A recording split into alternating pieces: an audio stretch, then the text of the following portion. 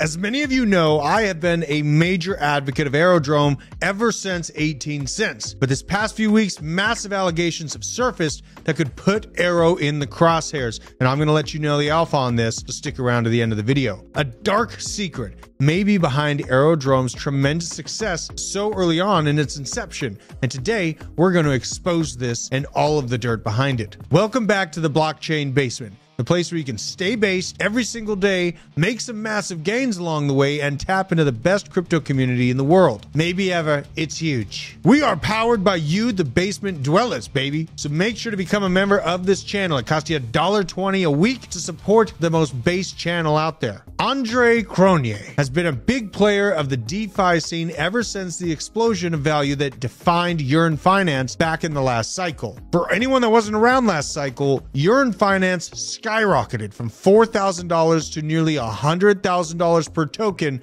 with an absolute violent velocity. It has since fallen by a dramatic account, but that doesn't mean that the founders aren't up to the next big thing. Cronje was the founder of Yearn, and although he's been working within the crypto sphere for years, this one really shines on his resume. More recently, he has contributed to Phantom, whose chart has been climbing despite the downturns that have haunted the macro of crypto over the past few months. Looking ahead, however, the hype around these gains are mostly attributed to the overarching upgrade of Phantom into a new company called Sonic Labs. Cronje has officially been appointed as CTO for Sonic Labs, whose new ticker will be S, and all of the FTM tokens will be migrating to this new chain. What makes this upgrade exciting is the incredible transaction finality speed that this new chain has demonstrated in the testnet phase, which is absolutely blowing the competition out of the water currently. Solana stands as the fastest blockchain right now with 12.8 seconds to reach finality. Sonic has been able to reach a finality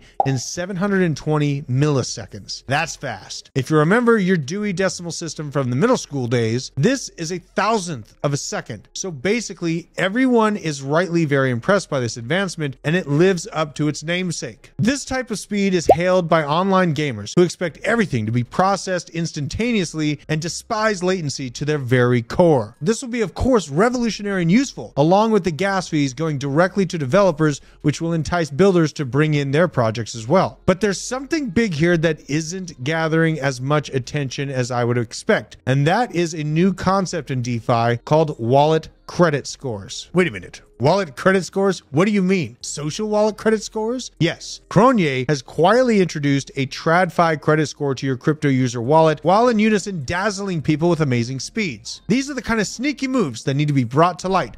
Although it looks like Sonic Labs is catering to the gaming industry, in actuality, this chain is meant for unsecured lending. What could go wrong? Cronje has had his eyes set on this unsecured global loans market, which accounts for almost $12 billion annually. This means things like car loans, personal loans, payday loans, and a gamut of financial tools that can sometimes smell a little shady. And for good reason. We've seen what happens to even KYC loan infrastructure. What Sonic Labs is proposing is no KYC though. Unsecured loans based purely on the credit score of a wallet and its payments and past behaviors. But really, what could go wrong, right? No clue who the person is, anything about them, just to loan out crypto and then hope for the best. And if they don't repay, slap them with a bad score. Naughty. Naughty, naughty boy. Well, I guess we will see how this plays out soon enough, as the chain is set to go live in December. That's only a little more than a month from now, but I know what all of you are wondering. So what does Aerodrome have anything to do with this? Well, Cronje, as I've said,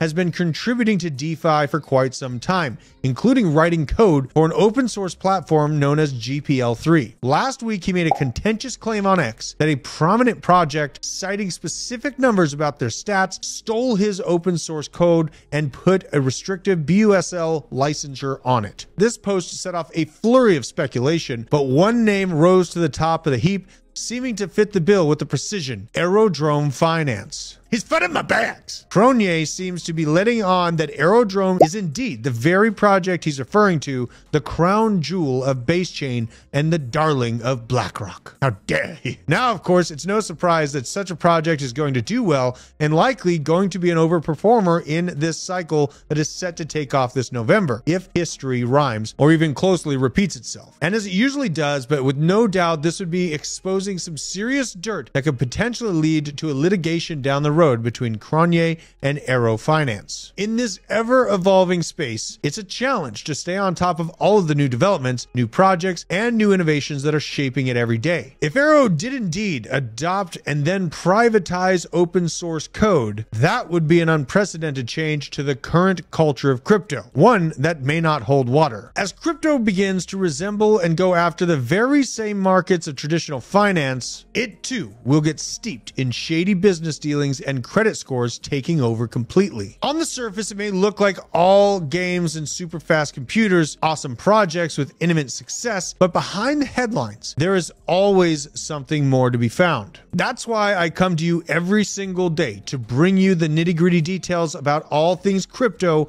macro, and beyond. Make sure that you become a member of this channel to get even more in-depth into that, otherwise it gets buried into the YouTube algorithm. You can be the power that lifts this channel above. Thank you for joining me here on the Blockchain Basement, my dwellers. Until the next one, Druth out.